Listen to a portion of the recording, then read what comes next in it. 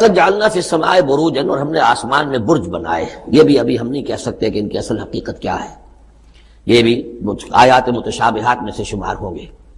وزیناها للناظرین، اور ہم نے اسے مزین کر دیا ہے آسمان کو اور برجوں کو دیکھنے والوں کے لیے. جو بھی ستارے نظر آتے ہیں، کیا رنگا رنگ نقشہ آسمان پر نظر آتا ہے.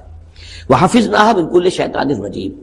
البتہ اب یہ وہ بات ہے جو ایمان بالغیب کے حوالے سے ہمیں ماننی ہوگی کہ ان ستاروں کا ایک کام یہ بھی ہے کہ اللہ تعالیٰ نے ان کو گویا کہ پہرے کی جگہیں بنایا ہے. ہم نے حفاظت کی ہے ان کی ہر شیطان رجیم سے.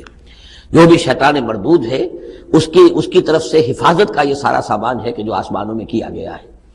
اب اس کے لیے آج میں چاہتا ہوں کہ وہ بات آپ سمجھ لیں اچھی طرح، کہ جیسے آپ آگے آ بھی جائے گا کہ انسانوں کی تخلیق جو ہے وہ تو یوں سمجھیے اس کائنات کے تخلیق کے اعتبار سے بڑی ریسنٹ شے ہے، بڑی ماضی قریب کی بات ہے. انسانوں سے بہت پہلے جنات پیدا کیے گئے تھے، جنات سے بہت پہلے ملائکہ پیدا کیے گئے تھے، اور انسانوں کی ارواح بھی اسی دور میں پیدا کی گئی جبکہ یہ ملائکہ پیدا کیے گئے تھے. تو جتنی مخلوقات کو ہم جانتے ہیں، بہت سی مخلوقات اب بھی ایسی ہوگی کہ جس کا ہمیں کوئی شعور نہیں، ادراک نہیں، ہم جانتے ہی نہیں. جیسے ابھی ہمیں ریسنٹلی معلوم ہوا وائرس بھی کسی بلا کا نام ہے، اس سے کچھ پہلے ہمیں معلوم ہوا بیکٹیریا بھی کسی چیز کو کہتے ہیں، ورنہ یہ کہ ان چیزوں کا کوئی علم ہمیں نہیں تھا. ابھی پتہ نہیں اور کیا کیا چیزیں ہیں کہ جو ظہور میں آنے والی ہیں. لیکن جو چیزیں بھی آج تک ہم جانتے ہیں ان میں یوں سمجھیے کہ جن ہستیوں میں خود شعوری ہے، سیلف کانشسنس، وہ تین مخلوقات ہیں صرف: ملائکہ، جنات اور انسان. باقی جو حیوانات ہیں زمین کے اوپر، چاہے وہ بر کے ہیں یا بحر کے ہیں یا ہوا کے ہیں، فضا کے ہیں، پرندے ہوں یا زمین پر چلنے والے خشکی کے جانور ہوں یا دریا میں اور سمندر کے اندر جو بھی حیوانات ہیں، مچھلیاں ہیں یا اور جاندار ہیں، ان سب میں شعور تو ہے، خود شعوری نہیں ہے. البتہ یہ کہ ترتیب یہی ہے کہ پہلے جنات پیدا کیے گئے اور وہ چونکہ آگ سے پیدا کیے گئے تھے، تو ان کے اندر پوٹینشیل جو قوت ہے وہ ہم انسانوں کے مقابلے میں بہت زیادہ ہے، اور ان کی رسائی اس کائنات میں بہت دور تک ہے. بس میرا یہ گمان ہے، باقی چیزیں تو میں خاص وثوق سے کہہ رہا ہوں، لیکن میرا گمان یہ ہے کہ جو سولر سسٹم ہے، کیونکہ ہماری اس پوری جو ہماری یہ فیملی ہے، یہ خاندان ہے، جو یہ سولر سسٹم ہے، سورج کا کنبہ کہلاتا ہے، تو اس کا جو منبع سرچشمہ ہے وہ سورج ہے. اور معلوم ہوتا ہے کہ اسی کی آگ سے اور اسی کی لپٹ سے اور جنات کی تخلیق ہوئی ہے. تو یہ جنات، سولر سسٹم پورا کا پورا جو ہے وہ جنات کے دائرے میں داخل ہے، وہ اس میں آ جا سکتے ہیں.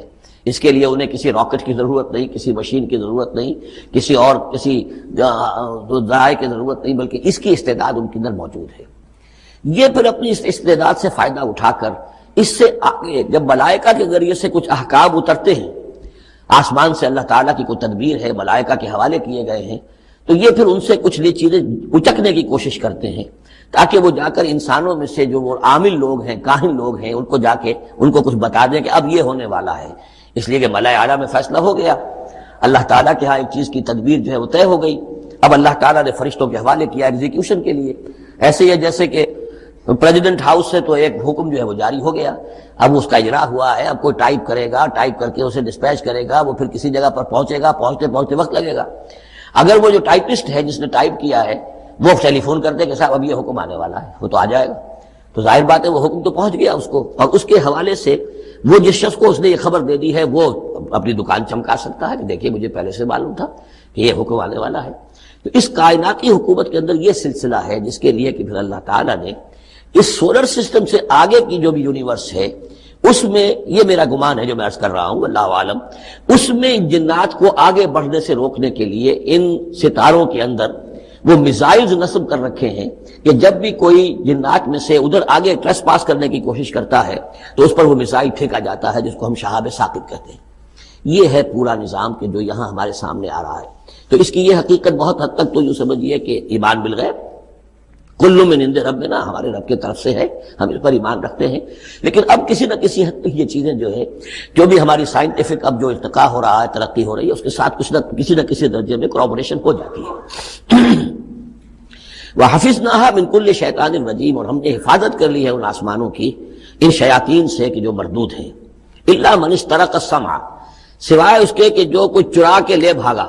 مطلب یہ کہ فرشتہ نازل ہو رہا ہے اور فرشتے کے ساتھ احکام بھی ہیں، کیونکہ یہ وہ نوری ہے، یہ ناری ہے، نور اور نار کے درمیان فاصلہ بہت تھوڑا ہے، بہت قرب ہے. لہذا اس کی بدولت اسی وجہ سے یہ جن تھا جو تھا عزازیل، لیکن فرشتوں کے ساتھ اس کا اٹھنا بیٹھنا تھا، انہی میں شامل تھا، اسی لیے ان کی جو آپس میں جو ان کا قرب ہے اس کی وجہ سے فرشتوں سے کوئی اچک لیتے ہیں۔ الا من استرق السمع، اگر کسی نے کوئی چیز سن لی اور سن کر وہ بھاگا، فاتبعہ شہاب مبین، تو اس کے پیچھے اس کا پیچھا کرتا ہے ایک انگارہ چمکتا ہوا۔ یہ مثائلز ہیں کہ جو اللہ تعالیٰ نے نصب کیے ہوئے ہیں۔ والارض مددناها، اور زمین کو ہم نے پھیلا دیا جیسے بستر پھیلایا جاتا ہے، والقینا فیہا رواسیا، اور اس میں ہم نے لنگر ڈال دیے۔ یہ پہاڑ جو ہے قرآن مجید بار بار کہتا ہے کہ زمین کا جو سٹیبلائزنگ ایفیکٹ ہے ان پہاڑوں کا زمین کی حرکت کے دوران۔ فَأَنبَتْنَا فِيهَا مِن كُلِّ شَيْءٍ مَوْزُونٍ، اور اس میں ہم نے اگا دی ہر شے جو کہ بہت ہی اندازے سے ہے، یعنی یہ کہ جو بھی کوئی ایک شے بھی اگر ایک حد سے آگے بڑھ جائے تو وہ باقی ساری چیزوں کو ختم کر دے گی۔ بعض ایسی مچھلیاں ہیں کہ اگر ان کی جو ریپروڈکٹیو صلاحیت ہے، جتنے ان کے انڈے ہوتے ہیں وہ سب انڈے جو ہے وہ مچھلیاں بن جائیں تو چند ہی سال کے اندر یہ زمین جو ہے اس سے کئی گنا حجم جو ہے وہ ایک مچھلی کی اولاد سے اور ایک مچھلی کی نسل سے وجود میں آ جائے گا۔ تو ایک کنٹرول کیا ہوا اللہ نے ہر شے کے اوپر، تمام چیزیں جو ہے وہ ایک اندازے کے مطابق، ایک وزن کے ساتھ، ایک اندازے کے ساتھ اس دنیا میں چل رہی ہے۔ بالکل شیء موزون، ہر چیز جو ہے وہ ایک اندازے اور وزن کے مطابق ہے۔ اقبال نے کہا ہے نیس پیغمبر ولیکن در بغل دارت کتاب تھی اس کے پاس۔ جیسے کہ آپ کو معلوم ہے کہ محمد عربی صلی اللہ علیہ وسلم کا انقلاب اگر اسے ٹریس کریں گے تو وہ قرآن کے ذریعے سے وجود میں آیا، اتر کر ہرا سے سوئے قوم آیا اور ایک نسخہ کیمیا ساتھ لایا۔ بہرحال اگرچہ قرآن کا تقابل کرنا داس کیپیٹال سے یا داس کیپیٹال کا تقابل کرنا قرآن سے، یہ تو میرے نزدیک نامناسب ہے، لیکن یہ کہ آپ اس اعتبار سے ضرور نوٹ کیجئے کہ واقعتاً ایک کتاب ہے جس نے یہ عظیم انقلاب بولشوک ریولوشن برپا کیا، لیکن مارکس ہوں یا اینجل صاحب ہوں، دونوں رائٹرز تھے، بس مفکر تھے۔ انہوں نے اپنی کتاب لکھی جرمنی اور لندن میں بیٹھ کر، اور جرمنی اور لندن میں اس انقلاب کا کہیں وجود ہی نہیں واقع ہوا۔ وہ خود اپنی سرکردگی میں، اپنی قیادت میں کسی ایک گاؤں میں بھی انقلاب برپا نہیں کر سکے۔ انقلاب آیا کہاں؟ تیسرے تیواڑے اللہ میاں کے پچھواڑے کس قدر دور روس میں انقلاب آیا، بولشوک پارٹی، مونشوک پارٹیز ان کے ذریعے سے، اور عین وقت پر چونکہ ایگزائل میں تھے، جیسے کہ خمینی صاحب ایگزائل میں تھے اور عین وقت پر آ کر انہوں نے جو ایران میں ہنگامہ جاری تھا اس کی قیادت اپنے ہاتھ میں سنبھال لی۔ اسی طرح عین وقت پر لینن آیا ہے اور اس نے آ کر قبضہ کیا ہے، ہائی جیک کیا ہے قیادت کو اور انقلاب برپا کر دیا۔ اس تناظر میں دیکھیے محمد عربی صلی اللہ علیہ وسلم ایک فرد واحد کی حیثیت سے اپنی دعوت کا آغاز کرتے ہیں، وہی فکر دینے والے، وہی دعوت دینے والے، وہی ہیں جو اسٹریٹ پریچنگ کر رہے ہیں، مکے کی گلیوں میں گھوم رہے ہیں، یا ایھا الناس قولوا لا الہ الا اللہ تفلحون، اسٹریٹ پریچنگ گلیوں میں، جیسے حضرت عیسیٰ علیہ السلام اسٹریٹ پریچنگ کرتے تھے۔ وہی ہیں جو کبھی اپنے رشتہ داروں کو جمع کر رہے ہیں اور ان کے سامنے دعوت پیش کر رہے ہیں کھانا کھلا کر، کبھی کوہ صفا پر کھڑے ہو گئے ہیں، بلند آواز سے آپ نے کہا وا صباحا اور لوگوں کو جمع کیا اور اپنی دعوت پیش کی۔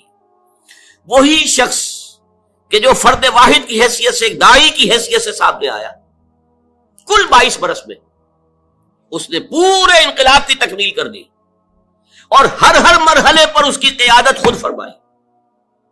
وہی اسٹریٹ پریچر، غزوہ بدر میں وہی کمانڈر ہے، غزوہ احد میں وہی سپہ سالار ہے، وہی اسٹریٹ پریچر۔ یہ جیسا کہ ڈاکٹر مائیکل ہارٹ کا میں نے حوالہ دیا، یہ نقشہ دنیا نے کبھی دیکھا ہی نہیں، کوئی اس کی نظیر ہے ہی نہیں، کوئی مثال ہے ہی نہیں۔ اسٹریٹ پریچرز ہی رہ جاتے ہیں۔ مربی اور مزکی بس ان کا اپنا ایک دائرہ ہوتا ہے، کچھ لوگوں کا تزکیہ نفس کر دیا، جو ان کے پاس چل کر آئے وہ بھی وہ آتے ہیں جو ان کی خانقاہ میں خود طالب بن کر آئے، وہ ان کا کوئی تزکیہ کر دیں گے، کچھ اصلاح ہو جائے۔ یہ عمل ایک فرد واحد وہی فکر دے رہا ہے، وہی دعوت دے رہا ہے۔ دعوت کا آغاز کتنے میگر، کتنے، میں وہ لفظ استعمال نہیں کرنا چاہتا، لیکن واقعہ یہ ہے کہ کتنے حقیر سے انداز میں ہو رہا ہے اور کیسی کیسی ناکامیاں سامنے آ رہی ہیں۔ پہلی مرتبہ جب حکم ہوا وانذر عشیرتک الاقربین، سورہ شعراء میں یہ آیت ہے، اے نبی ذرا اپنے قریبی رشتہ داروں کو خبردار کیجیے۔ حکم دیا حضرت علی کو، وہ آپ کے زیر کفالت بھی تھے، زیر تربیت بھی تھے، اور پھر وہی نوجوانی کا عالم تھا، تو گویا کہ گھریلو سامان لانا، اس کا بندوبست کرنا انہی کے ذمہ تھا۔ ایک دعوت طعام کا اہتمام کرو اور تمام بنو ہاشم کو بلا۔ اہتمام ہوا، تمام بنی ہاشم جمع ہو گئے، کھانا لوگوں نے کھا لیا. اب حضور کھڑے ہوئے اپنی بات کہنے کے لیے. تو کچھ لوگوں نے ہوٹنگ کی، کچھ نے فکرے چست کیے، کچھ نے شور مچایا، اور مجمع جو ہے وہ چلا گیا اور حضور اپنی بات کہہ بھی نہیں سکے.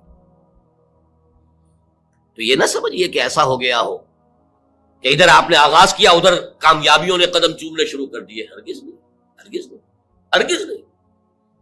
اہم ترین نقطہ جو ہے آپ کی انقلابی جد و جہد کا، اس کو نوٹ کر لیجئے. یہ خالص انسانی جد و جہد کی سطح پر ہوئی ہے. اس میں وہ سارے مراحل آئے ہیں جو کسی بھی انسانی جد و جہد میں آتے ہیں. ابتدائی ناکامیاں، ابتدائی مایوسیاں، محنت اور مشقت بے پناہ، اور نتیجہ کچھ بھی نہیں. کم سے کم ویزیبل نتیجہ، نظر آنے والا مرئی نتیجہ زیرو. لیکن حضور نے چند دن کا وقفہ دے کر پھر حضرت علی سے کہا اب دوبارہ پھر بلاؤ، پھر کھانے کا اہتمام کرو. اب میں یہ کہا کرتا ہوں کہ شاید لوگوں کو شرم آ گئی کہ 2 مرتبہ کھانا کھا لیا ہے. آخر اتنی شرافت تو لوگوں کے اندر بھی تھی. اب بہرحال ان کا حق بن گیا ہے کہ ان کی کوئی بات ہم سن لیں. حضور نے اپنی دعوت پیش کی، اور عظیم خطبہ ہے جو آپ نے، نہایت جامع، نہایت مختصر، نہایت مؤثر، لیکن اس وقت میں اس کی تفصیل میں نہیں جا سکتا.